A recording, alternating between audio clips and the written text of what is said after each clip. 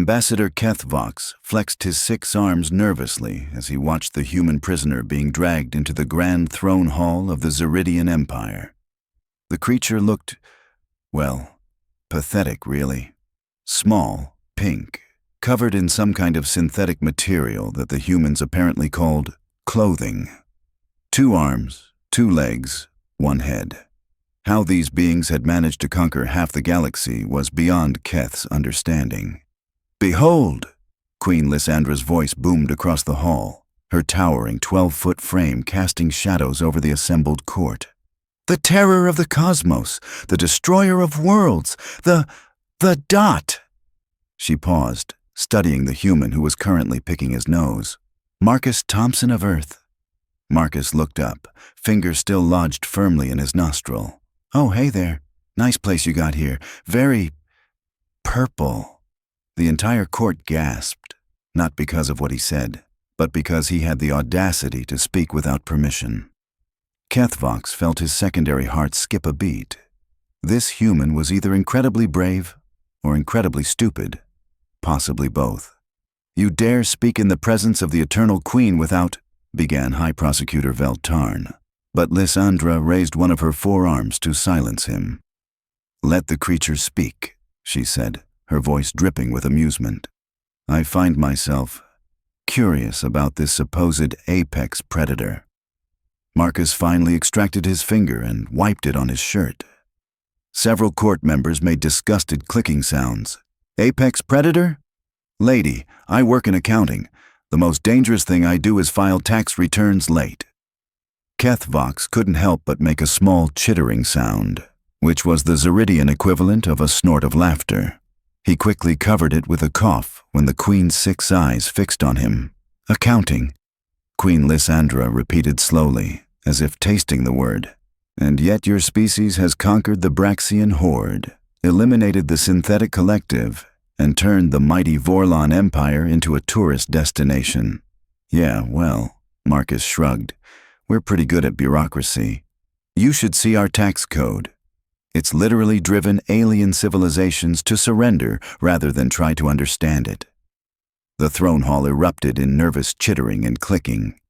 Queen Lysandra leaned forward, her interest clearly piqued. "You defeated the Braxians with paperwork." "Oh no, that was mostly Jerry from legal. Guy's a monster with contract negotiations. The Braxians tried to invade, Jerry handed them a 37-page terms of service agreement, and they just gave up.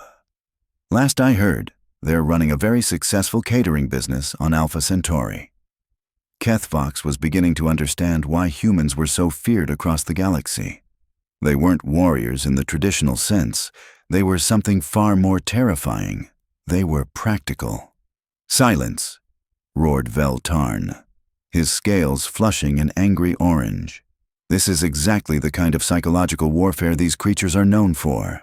Don't listen to its lies, my queen." But Queen Lysandra wasn't paying attention to her prosecutor. She was studying Marcus with the same intensity she usually reserved for tactical battle plans. "Tell me, human, why did your people come to our space?" "Honestly, I was on vacation. My ship's navigation system had what I can only describe as a complete mental breakdown, and I ended up here. I was trying to get to Risa. You know, the pleasure planet? They have these amazing hot springs, and I haven't had a decent massage in months." The Queen's eyes narrowed. "You expect us to believe that you accidentally wandered into the heart of the Zaridian Empire, the most heavily defended system in the galaxy?" Marcus looked genuinely confused. "Is that what this is? Your border guards were super polite. They even gave me a fruit basket." Keth Vox watched as several court members began whispering frantically among themselves. The fruit basket had been intended as a last meal. The fact that the human had eaten it and complimented the selection had confused everyone so thoroughly that nobody knew what to do next. "My queen," Veltarn hissed, "we must execute this creature before it can report our weaknesses to its pack." "Pack?" Marcus laughed. "Dude, I'm on vacation alone. My wife is visiting her mother, my kids are at summer camp, and my boss thinks I'm at a dental conference. Nobody even knows where I am." This revelation sent another wave of nervous energy through the court. A human, alone and unaccounted for, in the heart of their territory. The strategic implications were staggering. Queen Lysandra stood, her massive form commanding absolute attention. "Human Marcus Thompson, you will be held as our guest while we decide your fate." "Guest? Sweet. Does the room have Wi-Fi? I need to check my emails." "Wi-Fi?" The Queen looked puzzled.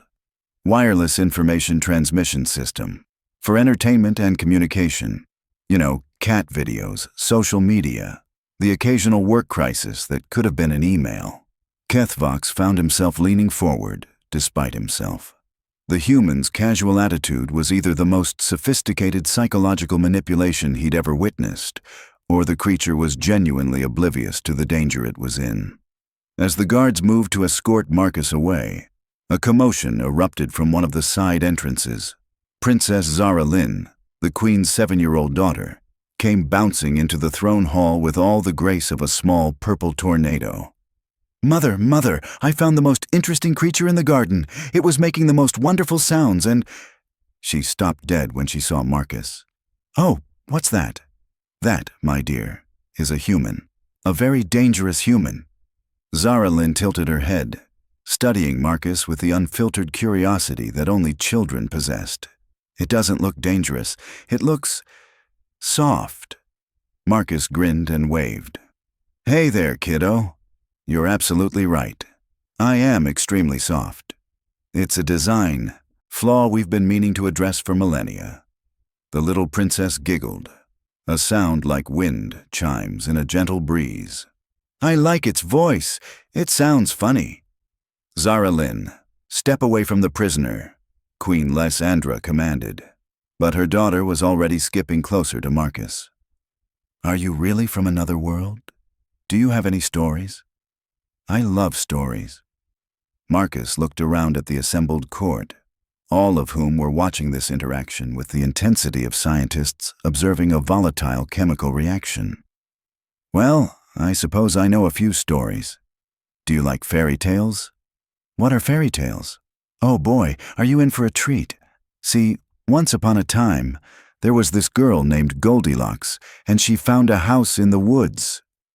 Kethvox watched in fascination as Marcus began telling the story, complete with voice changes for different characters and dramatic gestures.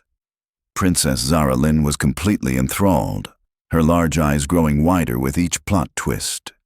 The entire court was silent, not out of respect, but out of sheer bewilderment. Here was supposedly one of the most dangerous creatures in the galaxy, entertaining a child with what appeared to be nonsense stories about talking bears and porridge. And then Goldilocks ran out of the house as fast as she could, and she never went back again. The end. Zara-Lynn clapped her 4 hands together in delight.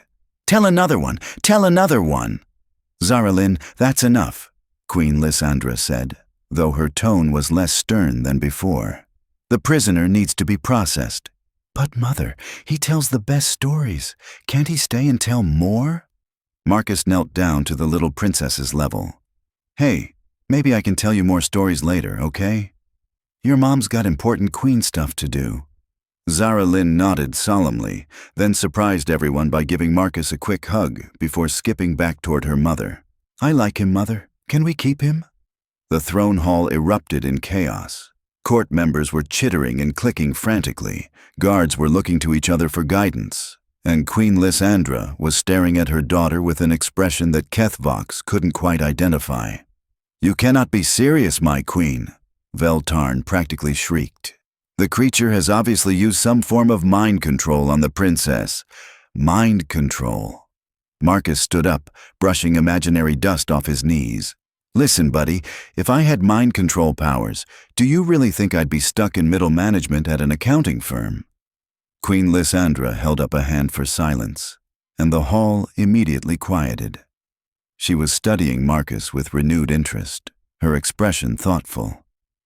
"Human Marcus Thompson," she said slowly, "you have presented us with an unusual situation."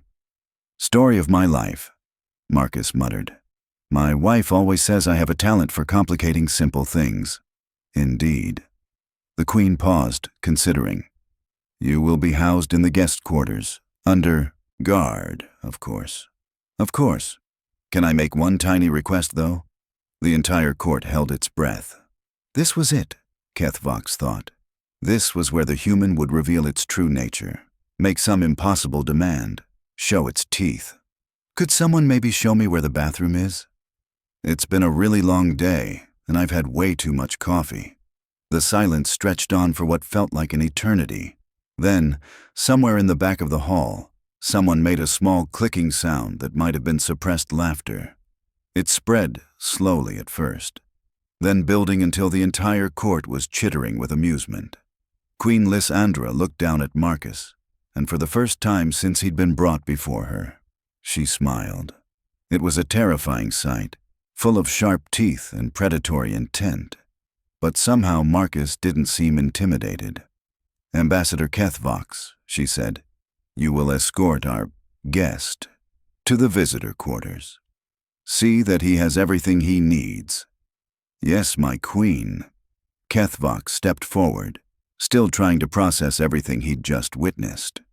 As they left the throne hall, Kethvox could hear Princess Zara-Lynn chattering excitedly to her mother about the wonderful stories the human had told. Behind them, the court was still buzzing with confused conversation. "So," Marcus said conversationally as they walked through the palace corridors, "on a scale of 1 to 10, how likely am I to be executed tomorrow?" Kethvox considered this. "Yesterday, I would have said 10. Today, I honestly have no idea." "Fair enough. This is a nice place, by the way. Very spacious, good acoustics." They walked in comfortable silence for a few moments before Kethvox's curiosity got the better of him. "Human Marcus, may I ask you something?" "Sure, shoot. Are you actually as harmless as you appear?" Marcus was quiet for a long moment, and when he spoke, his voice had lost some of its casual tone. "Kethvox, right? Can I call you Keth? Here's the thing about humans. We're not warriors in the traditional sense. We don't have claws or fangs or natural armor. What we have is something much more dangerous. Which is, we adapt, we survive, and we make friends in the strangest places." Marcus smiled, and for just a moment, Kethvox caught a glimpse of something sharp and calculating behind the human's friendly demeanor. "Your little princess seems like a sweet kid. I hope I get to tell her more stories." As they reached the guest quarters, Kethvox found himself wondering if Queen Lysandra had made a brilliant strategic decision or a catastrophic mistake. Time would tell, but one thing was certain. The human's presence had already changed something fundamental in the palace, and change, as every Zaridian knew, was the most dangerous force in the universe. 3 days later, Kethvox was seriously reconsidering his life choices. It had started innocently enough. The human Marcus had requested books about Zaridian history and culture for bathroom reading, he'd explained, which had confused everyone until they realized humans apparently enjoyed educational material during their waste elimination processes. Odd, but harmless.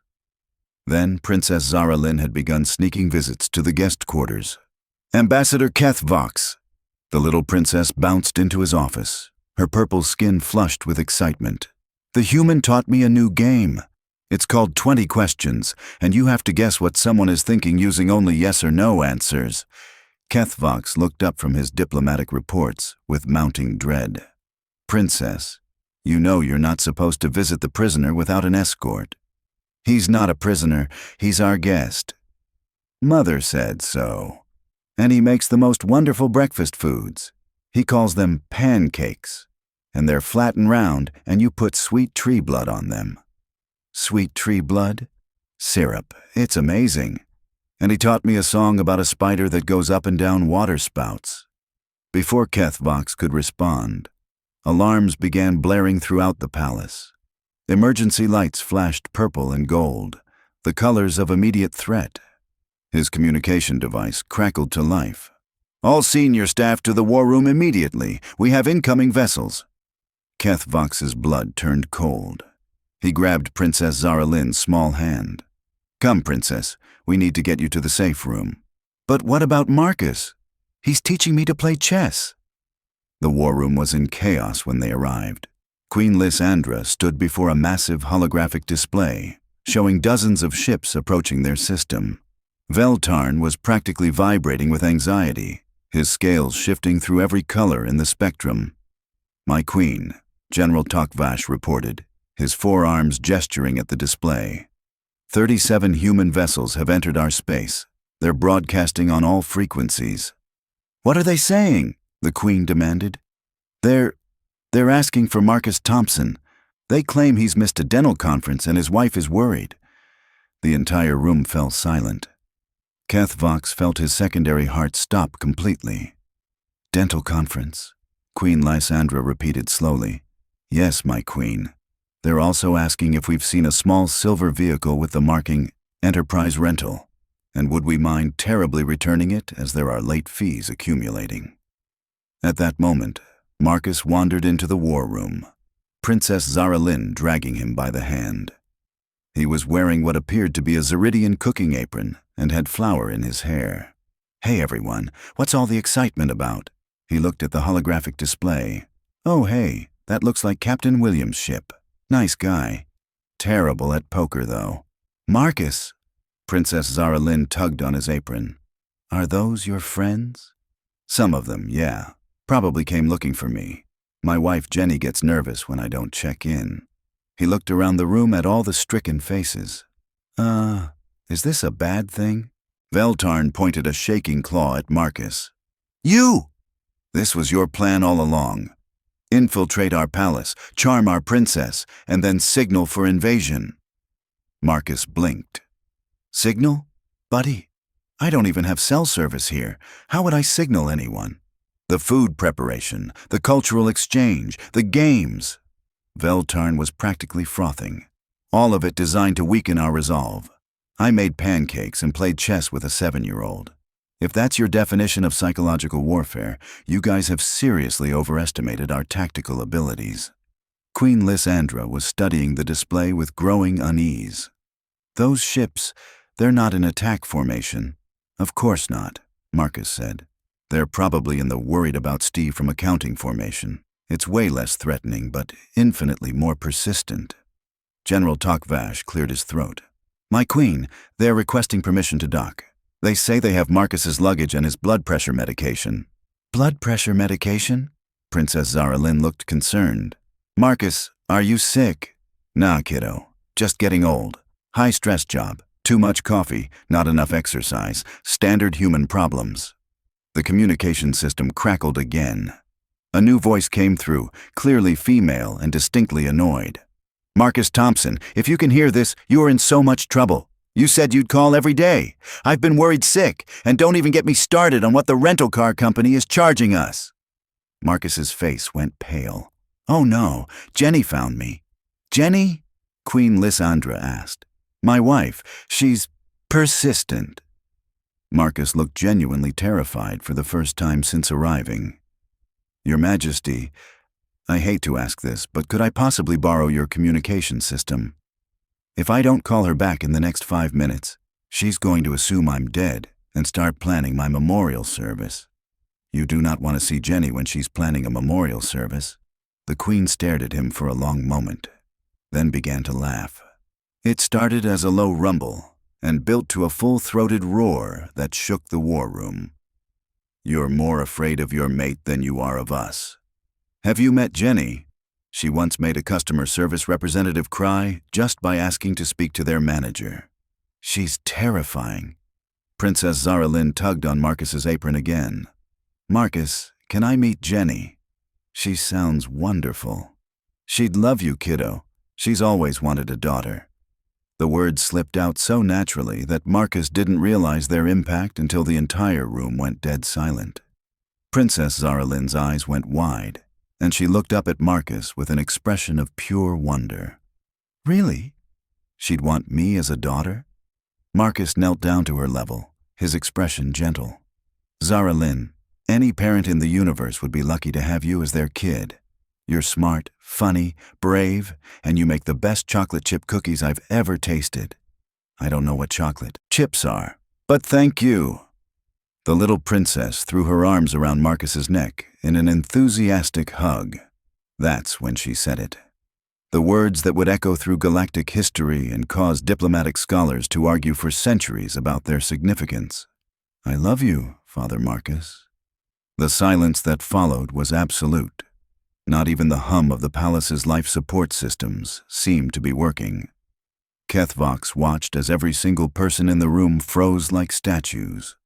Queen Lysandra's expression went through approximately 17 different emotions in the space of 3 seconds. Shock, confusion, anger, fear, and finally, something that looked almost like hope. "Father," she whispered. Princess Zara-Lynn, oblivious to the diplomatic earthquake she'd just triggered, beamed up at Marcus. "He tells the best stories and makes wonderful food, and he's teaching me about Earth games, and he gives the best hugs and—" "Zara-Lynn," Queen Lysandra said softly, "he's not actually your father." The little princess's face fell. "But he acts like what I think fathers should act like. Kind and funny and patient and—" She looked around at all the adults staring at her. "Did I say something wrong?" Marcus's eyes met Queen Lysandra's across the room, and in that moment, Kethvox saw something pass between them. Understanding, maybe. Or recognition. "No, sweetheart," Marcus said gently. "You didn't say anything wrong. Sometimes adults just get surprised by how smart kids can be." The communication system crackled again. "Marcus, I can see your life signs on the ship's sensors. Don't make me come down there." "That's definitely Jenny," Marcus sighed. "Your Majesty, permission to respond before she starts the invasion?" Queen Lysandra nodded mutely. Marcus activated the communication panel. "Hi, honey, I'm fine, just having an adventure." "An adventure?" "Marcus Thompson, you were supposed to be at a dental conference in the Centauri system. How did you end up in Zaridian space?" "GPS malfunction. We're having a serious discussion about your navigation skills when you get home. Now, are you being held prisoner? Do I need to file a complaint with the Galactic Tourism Board?" "No complaints necessary. Everyone's been very nice. I've made some new friends." "Friends?" Jenny's voice softened slightly. "Well, that's good. You know how I worry about you socializing." Queen Lysandra stepped forward, her voice carefully controlled. "Mrs. Thompson, this is Queen Lysandra of the Zaridian Empire. Your mate has been an exemplary guest." There was a pause. "A queen. Marcus, you didn't tell me you were visiting royalty. I would have packed your good shirt." "I'm wearing the good shirt, honey." "The one with the coffee stain on the pocket. That adds character. We're discussing your wardrobe choices later, too." Jenny's tone shifted to something more formal. "Your Majesty, I hope Marcus hasn't been too much trouble. He has a tendency to overshare and make terrible jokes." "On the contrary," Queen Lysandra said, glancing at her daughter, "he has been illuminating." Princess Zara-Lynn suddenly grabbed the communication device. "Jenny, I'm Zara-Lynn. Marcus told me all about you. He says you make the best chocolate cake in 3 solar systems." "Well, hello there, sweetie. Marcus told you about my cake? He usually just complains about the calories." "I love cake. And Marcus, he's been like a father to me." The silence from the communication device stretched long enough for Kethvox to count his heartbeats. When Jenny finally spoke, her voice was much quieter. "Sweetheart, what do you mean like a father? He reads me stories and teaches me games and listens when I'm sad and makes funny voices and hugs me when I'm scared and—" "Zara-Lynn," Queen Lysandra interrupted gently. "Perhaps that's enough. But, Mother, it's true. Marcus is the nicest person I've ever met. Even nicer than Ambassador Kethvox, and he gives me candy." Kethvox felt his scales flush with embarrassment, but before he could respond, Jenny's voice came through the communicator again. "Your Majesty, how old is Zara-Lynn?" 7 standard years, and she doesn't have a father figure in her life." Queen Lysandra's expression tightened. "Her father is no longer with us." "I see." Jenny was quiet for a moment. "Marcus?" "Yeah, honey. You've been taking care of this little girl." "I've been hanging out with her, sure. She's a great kid. Of course she is. You always were good with children. Jenny paused. Your Majesty, would it be terribly presumptuous of me to ask if I could meet Princess Zara-Lynn in person?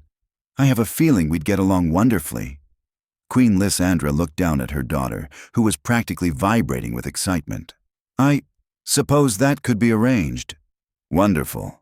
I'll have the ships maintain a respectful distance.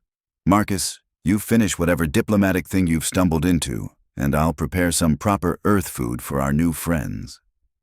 Jenny, Marcus said, his voice thick with emotion. I love you. I love you too, you wonderful disaster of a human being. Don't go anywhere else without telling me first. The communication ended, leaving the war room in contemplative silence. Finally, Princess Zara-Lynn looked up at her mother. Can they stay, Mother? Please? Marcus promised to teach me how to make something called s'mores, and Jenny sounds lovely. Queen Lysandra studied her daughter's hopeful face, then looked at Marcus, who was standing awkwardly in his flower-covered apron, clearly trying to process what had just happened. Mr. Thompson, she said formally, it appears your presence has created complications. Your Majesty, if you want me to leave. No. The word came out more forcefully than she'd intended. That is, my daughter has grown quite attached to you, and you to her, unless I'm mistaken. Marcus nodded, not trusting his voice. In Zaridian culture, the Queen continued, when a child claims someone as family, it is not taken lightly. Zara-Lynn she's never called anyone father before. Your Majesty, I would never presume. You wouldn't presume, but you would accept, wouldn't you, if asked? Marcus looked down at Princess Zara-Lynn, who was watching this exchange with the intense focus that only children could muster when they sensed something important was happening. Yes, he said simply, I would. Queen Lysandra nodded once, as if confirming something to herself. Then perhaps it's time the Zaridian Empire had some new friends. General Takvash stepped forward. My queen, are you suggesting? I'm suggesting, General, that maybe it's time we stopped being so afraid of everything. My daughter sees something in this human that we've been too blind to recognize. Perhaps it's time we learned to see it too. She activated the communication system. Mrs. Thompson, this is Queen Lysandra again. Yes, Your Majesty. Would you and your people care to join us for dinner? I believe we have much to discuss. We'd be delighted, Your Majesty. Fair warning, though, Marcus will probably talk your ear off about quarterly tax projections. He gets excited about spreadsheets. I look forward to it. As the various officials began making arrangements for the most unprecedented diplomatic dinner in galactic history, Kethvox watched Marcus kneel down to Princess Zara-Lynn's level again. So, kiddo, looks like you might get to meet Jenny after all. Marcus, are you really going to be my father? Marcus looked up at Queen Lysandra, who nodded almost imperceptibly. If your mom says it's okay, and if you want me to be, then, yeah, I'd like that very much. Princess Zara-Lynn's squeal of delight could probably be heard in the next solar system. As she launched herself into Marcus's arms, Kethvox realized he was witnessing the exact moment when the most feared species in the galaxy became family. And somehow, that felt like the most human thing of all. Later, historians would mark this as the beginning of the Great Alliance, the treaty that brought peace to half the galaxy and revolutionized interspecies relations. They would write scholarly papers about the diplomatic genius of Queen Lysandra and the strategic brilliance of humanity's cultural integration tactics. But Kethvox would always remember it as the day a little girl found a father, a lonely queen found hope, and an accountant from Earth proved that sometimes the most powerful force in the universe isn't superior technology or military might. Sometimes it's just someone who knows how to make pancakes and tell bedtime stories. And really, when you think about it, that's the most terrifying weapon of all.